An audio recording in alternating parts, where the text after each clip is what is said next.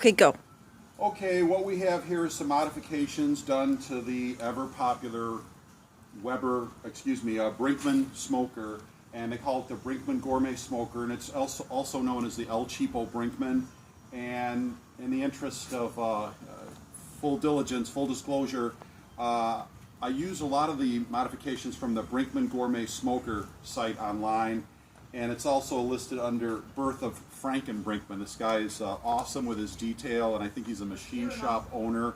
His work is impeccable. And the other site that I'd like to acknowledge for lots of ideas for not just this, but also cooking with a smoker is the Virtual Weber Bullet. It's one of the best websites I've ever seen. Now, on to the smoker modifications. There's a number of problems with these Brinkman smokers, the way they come.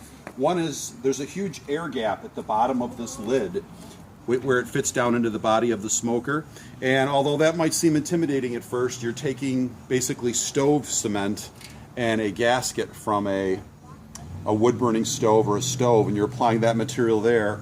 And that brings us to another problem. The temperature gauge that comes from Brinkman says warm, ideal, or hot, and that's wonderful, but for real backyard smoking, what you need is to know where that temperature is if you're at 180 to 250, where you need to be, so you know if you need to add more charcoal or more ventilation or what have you. So one of the easier modifications, we just went and bought a Weber gradated thermometer for a couple of bucks off the rack, and you drill a 1/4-inch hole through there, and you thread it right through, and there you have great temperature control for smoking. Now the next problem would be no vents. So, instead of trying to fabricate pieces of aluminum ourselves, what we did was we decided to buy right off the rack Weber parts for, I don't know, $12 or $13. You buy 3 of these, they call them daisy wheels, and we've installed those throughout the grill by using a drill press and using bracing on the inside of the cabinet so they wouldn't flex. The upper and lower cabinet, if you will, of the smoker would flex so much from the power of the drill press that we had to make custom wood braces in there. So the first thing we did was came home and drilled a hole and just put this thermometer in there. Anybody could do that with a slow-moving bit, a metal bit.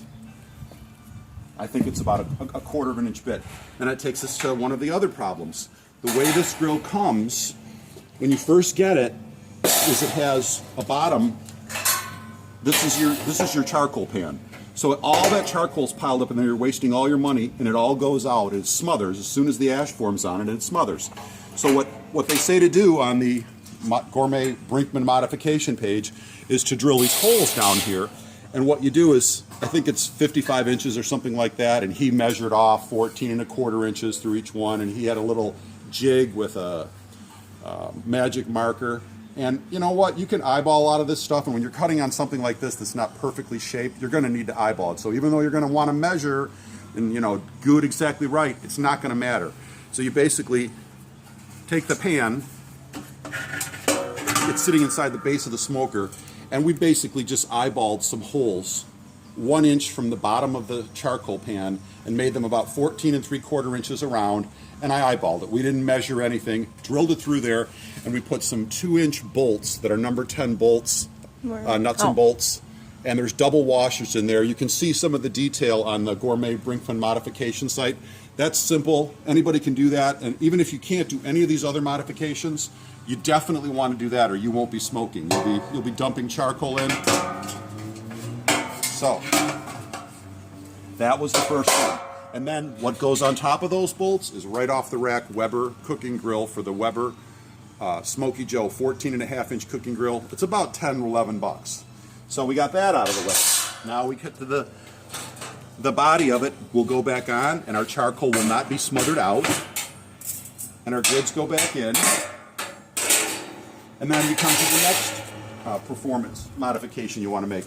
You have to seal the bottom of this gasket because it's a huge 1/4 to 1/2-inch gap all the way around, and when you light your charcoal, all that heat is going to be escaping. You're going to burn more charcoal, and you're going to have way too much air going in. So when you have too much air going into a smoker, the temperature goes way too high, and you're burning too much fuel. So you want it airtight, but breathable and ventable. So even though that was a little bit intimidating at first, I followed some of the instructions, and I went on Amazon, and we got this, I think it's called Rutland. and I want to say it's $12 or something. It's well worth it. It's like an asbestos rope. It's a gasket that you use, and you cut it to size to fit perfectly around there. And it's like the kind of thing that goes inside your old-fashioned stove door or a wood-burning stove. And then the only hint I want to give you with this is just follow the instructions on the Gourmet Weber site. But it says clearly, for people who read the directions, and I didn't, what you want to do is knead this. Think of this as like pastry glaze that you're going to shoot out like out of a pastry bag. And you want to knead this and get it warmed up in your hand while you're thinking about doing this, because this is very messy. So you want to use double gloves, or you want to use commercial construction gloves type of thing, but still with some feel. And so then, because this is a brand new shiny Weber grill, that part down there at the lip is where you want to put it, right at the edge of the outer lip of the lid. You want to rough that up with a grinding wheel or some 80 grit sandpaper, something like that, so it'll accept the adhesive. And then you might want to have a buddy hold it for you. And what they do is they take this rope and they seal it right here with a paper clip. They undo a paper clip and then put the paper clip back together at the ends of this gasket, and they put tension on it. And you have it up here above the lip, sitting there waiting with your buddy holding it.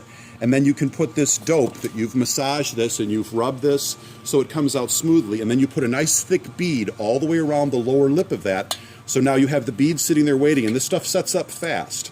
So what you do is you take that, put the bead around there, and then roll this over with your gloved hands and embed that into that dope. That it's black and it's very messy. Use the gloves. Let that sit in there, and that will cure very quickly. I let mine cure for 2 days before I tested it, and then when you go to put it back on the smoker, you have a nice airtight seal. Another couple little tricks.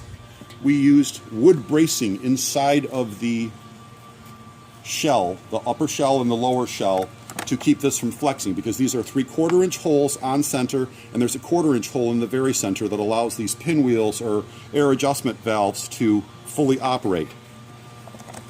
They're not that hard to do. We eyeballed them. We did not use micrometers. We did not use anything like that. We have 2 on the bottom, one here and one on the other side. Be careful where you drill those holes, because they might interfere with the support screws that we put in, nuts and bolts rather, to support the charcoal aeration pan, if you will. So you got to be careful where you put those. And then one last trick, and this is the slickest trick of all. If you know anything about smoking, you have to know what your grill temperature is at the cooking grids, and you have to know what your temperature is inside your food.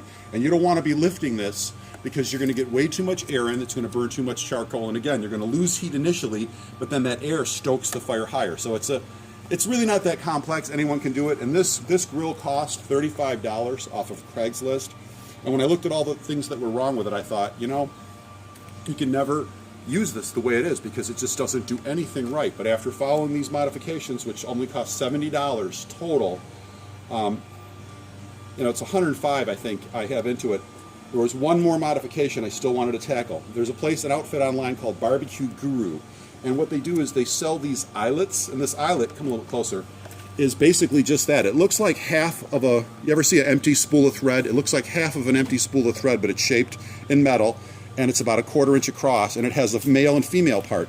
One goes on each side of the thing that you're fastening, and you take a screwdriver on one hand, and you take a Allen key on the other, and you tighten it until this flares out. You can't see it now because I painted it with heat-proof paint, but that thing flares out like a sunflower, so to speak. And as you keep torquing down on that, you can get enough tension to where this slides just like a Weber Smoky Mountain for $104. So that's it for now. We're going to try our inaugural smoke. We're going to do it without water in the pan. We're making chicken halves and tenderloin steak bites and hot dogs. We'll hopefully post some pictures of the food. Have a great day, and don't be afraid to modify your Brinkman gourmet smoker into something you could use for years.